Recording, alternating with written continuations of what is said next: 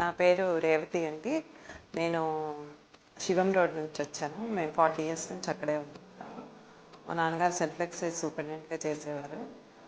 అప్పటి నుంచి భార్గవ్ సార్ మాకు బాగా పరిచయము. భగవంతుడు ఒక రూపం అయితే రెండో రూపం వైద్యుడు అంటారు. భార్గవ్ సార్ కూడా అదే రెండవ రూపమే అనుకోవాలి మా కుటుంబం విషయంలో.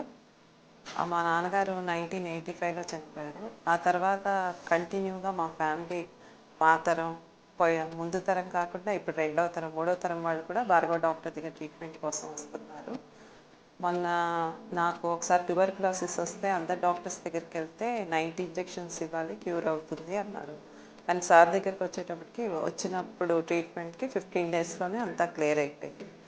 అట్లాగే మళ్ళీ మొన్న ఒకసారి మా కోడలు కూడా అలాగే అయింది.